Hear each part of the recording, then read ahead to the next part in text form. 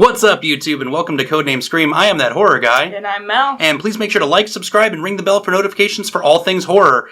We are covering brand new horror as it's coming to us. We had another release this past weekend here. What are we doing today? We are doing The Conjuring, The Devil Made Me Do It.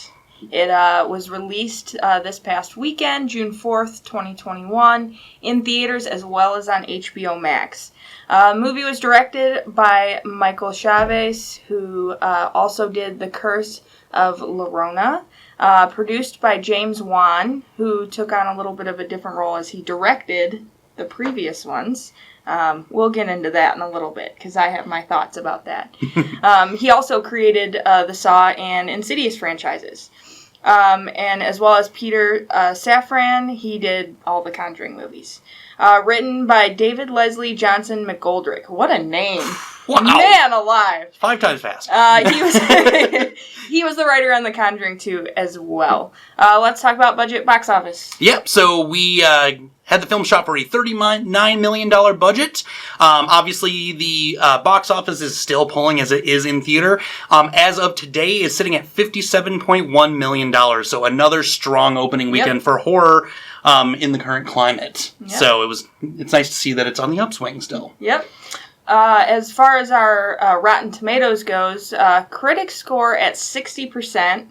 Audience liking it a little bit better at 84%, which is reasonably high, I think. For both. So, for both, yeah.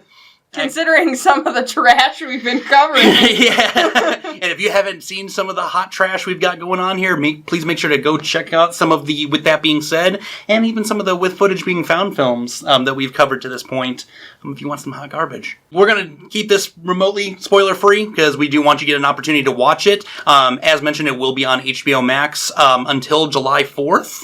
So you have the time to watch it from the comfort of your own home or go catch it in the theater, whichever you prefer. But this one is set in 1981 based off of one of the biggest cases the Warrens ever covered in their entire career, based around Arnie Johnson's murder of his landlord that made nationwide headlines because he stated that the devil had made me do it. Reason of demonic possession as to why he committed murder.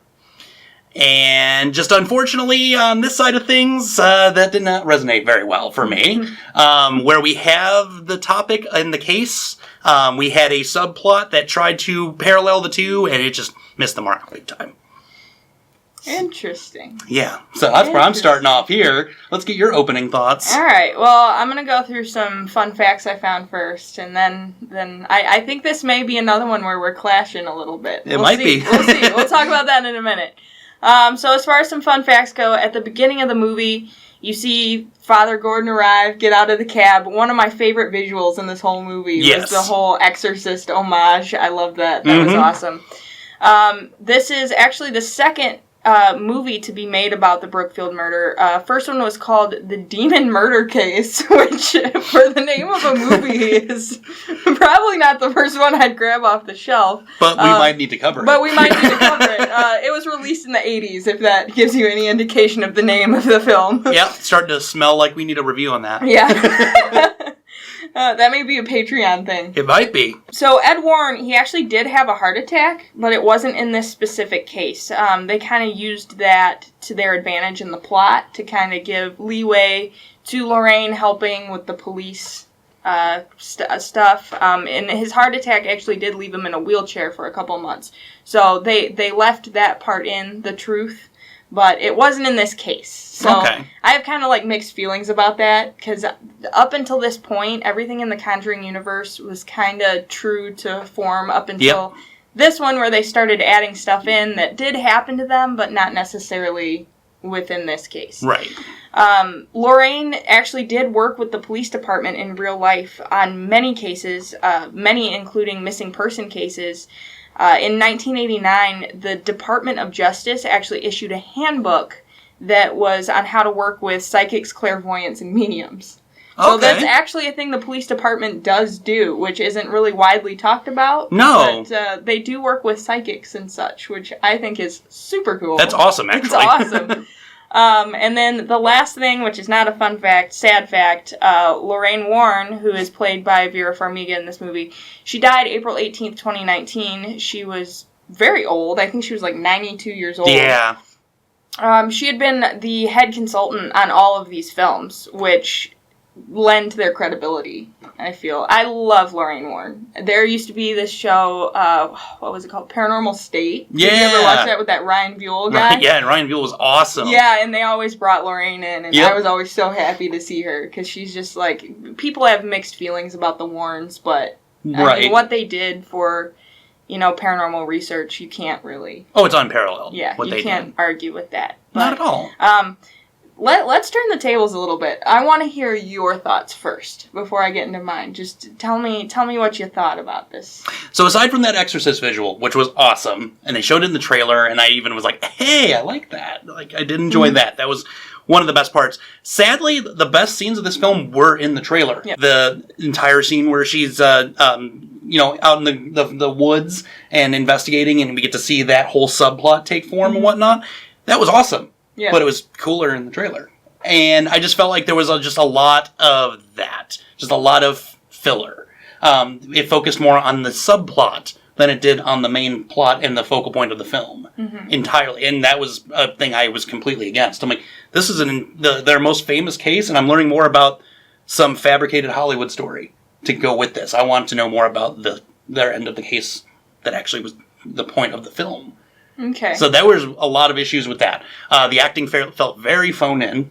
Patrick Wilson and Vera Farmiga did save the film. Their acting was great. The rest of it around them was terrible, though. Okay. In my opinion. Just shoddy acting. The story I didn't care for. Okay. And compared to the rest of the spin-offs and whatnot, this goes hand in hand with those spin-offs, and I think the spin-offs are awful, too. I would have to say the best film, hands down, was the original Conjuring. It felt the most real and was the closest and most true to their cases. I have weird thoughts compared to yours. Not necessarily different. I love that they went into Lorraine's mediumship in this. Because in the past, speaking only to the Conjuring films, 1 and 2, up until this point, they talked about it, but you didn't really see it in action much. Yeah. I love that they did the whole thing with the police department. She was in the woods. That was in the trailer, and you were saying they put the best parts in the trailer, but you didn't know why that was happening. Right. And I feel like that's why they put that in the trailer, because you're like, why is she falling off a cliff? And then it goes into why, because she's in her, trance state. Right. I did like that they veered from the plot a little bit. I feel like that the title of the film is a little misleading because they didn't go really into the court case at all, which was supposed to be the point of this, I felt like. But I wasn't mad about it because I'm always wanting to learn more about Ed and Lorraine. I think they're awesome. So I'm going to say I liked it. I didn't love it. I would watch it again. I would recommend that everyone watches it, especially if you're into the Conjuring universe. I think the best thing they could have done, if we're going to get a fabricated Hollywood story, tell me the story about the family leading up to it. Do like a Haunting in Connecticut type of thing. Sure. Tell that story leading up to it using some of the audio from the actual case. And focus on the actual case itself, instead of not the case. Well, I think it would have been cool if they would have done like a Fourth Kind type thing, where they put the actual audio, because I know they have a ton of audio and video from these cases, because they had a documentarian that went with them places. Right.